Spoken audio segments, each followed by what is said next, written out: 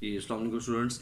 ये मेरा बेटा आपके पास अगला जो टेंस आपके पास सिलेबस के अंदर आपकी स्कीम के अंदर जो मेंशन किया गया है, जो आपके सिलेबस के अंदर शामिल है, वो है जी प्रेजेंट कॉन्टिन्यूस टेंस। ठीक है, ब्रिटिश में इसको कहते हैं जी प्रेजेंट प्रोग्रेसिव। ठीक है, प्रोग्रेसिव का मतलब क्या होता है? जो चीज़ जारी हो, तरक्की कर रही हो, अभी रास्ते में हो। ठीक है, यानी कि उसमें एक्टिविटी मुकम्मल नहीं होती, इन प्रोसेस होती है। ठीक है, तो यहाँ पर मेरा बेटा सबसे पहले आपके पास है जी प्रेजेंट लिख दिया मैंने मौजूदा, और कॉन्टिन्यूस आपके पास लिखा हुआ है जी जारी।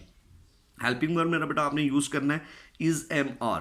हेल्पिंग वर्ब आपने कौन सा यूज़ करना है? Is am are. Same category से हर जो भी आपके पास टेंस आता जाएगा उसका हेल्पिंग वर्ब डिफरेंट होता जाएगा। फॉर्म ऑफ वर्ब कुछ ना कुछ मिल जाएंगी, लेकिन फिर भी आपने जो है दोनों चीज़ों को जहन में रखना है। हेल्पिंग वर्ब आपके पास है इज़ एम आर। ठीक है, फॉर्म ऑफ वर्ब आपने यूज़ करना है। अब इज़ एम आर के बारे में भी आपको बता दूँ, अगर तो सिंगुलर पर्सन है ही शी इट, उसके साथ आप इज़ यूज़ करेंगे। आई के साथ आप एम यूज़ करोगे। ठीक है, एम किसके साथ यूज़ करना है? आई के साथ। और ये जो आर है ये आपने प्लूरल जो है, जितनी आपके पास अगर सेंटेंसेस आते हैं उसके अंदर प्लूरल अगर यूज़ किया जाता है तो आप प्लूरल फॉर्म यूज़ करेंगे।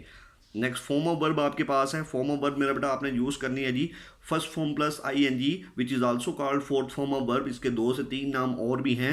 As you are going to the senior classes you may understand it. ठीक है, first form plus I N G जो है वो फोर्थ फॉर्म भी कहलाती है। ईटिंग, प्लेइंग, वाचिंग, ये आपके पास 3-4 लफ्ज़ मैंने लिखे हैं जिसके साथ आई एन जी आएगा। अगर आप इज़ एम आर लगा रहे हैं, उसके साथ आप खाली ईट लिख रहे हो, प्ले लिख रहे हो, वॉच लिख रहे हो, तो आपका सेंटेंस गलत कंसिडर किया जाएगा। ठीक है, उर्दू जुमले की पहचान मेरा बेटा आपके पास इस तरीके से है कि वो खाना खा रहा है। ठीक है, वो खाना खा रहा है। यहाँ पर देखें सेंटेंस की एक्टिविटी, जुमले को समझना कैसे है।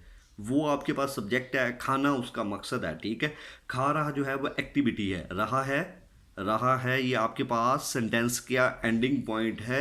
यहाँ से आपने इसकी उर्दू देख लेनी है। ठीक है, देख लीजिए, आपने प्रेजेंट इंडेफिनिट लास्ट लेक्चर में सुना, तो प्रेजेंट इंडेफिनिट के जो एंडिंग है वो डिफरेंट है, प्रेजेंट कॉन्टिन्यूस की जो एंडिंग है वो डिफरेंट है।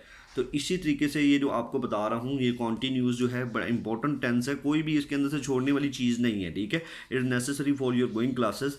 यानी कि अगर आप अपग्रेड होकर पढ़ना चाहें तो मेरा बेटा इसी तरीके से आपने इसको जहन में रखना है। सबसे पहले आपने अपनी नोटबुक के ऊपर ये चीज़ लिखनी है, प्रेजेंट इंडेफिनिट के बारे में भी और प्रेजेंट कॉन्टिन्यूस के बारे में।